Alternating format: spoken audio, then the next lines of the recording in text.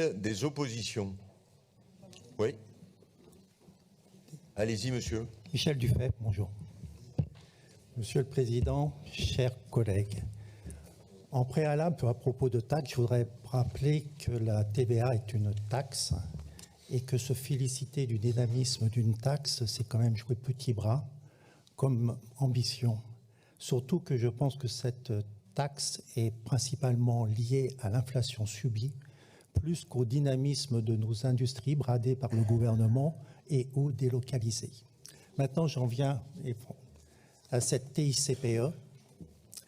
Comme chaque année, revient le débat sur cette TICPE que vous aimez appeler Grenelle pour lui donner une connotation sympathique, mais qui n'est rien d'autre qu'une surtaxe régionale aux très nombreuses taxes nationales dont doivent s'acquitter les néo-aquitains sur leur plein d'essence. Normalement, vous n'êtes pas sans ignorer le contexte actuel de la crise du pétrole, amplifié par les pénuries provoquées par le blocage des raffineries et l'amateurisme du gouvernement, incapable d'anticiper quoi que ce soit. Le tout se superpose à l'état catastrophique dans lequel vos gouvernements ont mis la France tant du point de vue de la sécurité que de l'économie, de l'éducation nationale, de la santé, de l'énergie, et je pourrais continuer la liste encore très longtemps.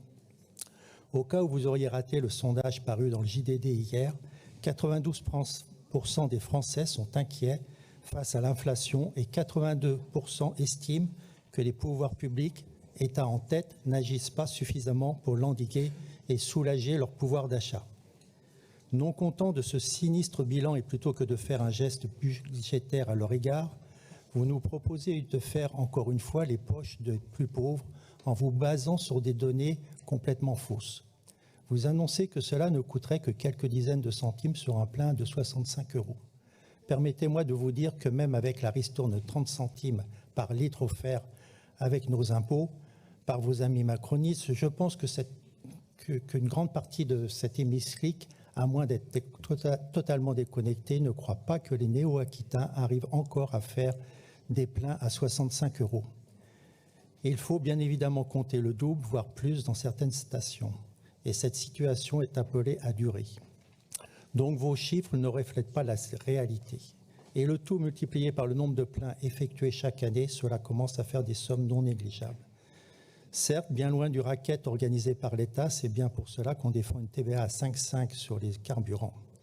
Surtout, vous savez très bien que ce sont toujours les mêmes, c'est-à-dire les ruraux, qui vont devoir payer la facture de cette taxe. Car pour eux, contrairement aux bobos à trottinette des centres-villes de Bordeaux, la voiture est indispensable pour emmener les enfants à l'école, aller travailler ou se rendre à l'hôpital situé à 50 km de chez eux.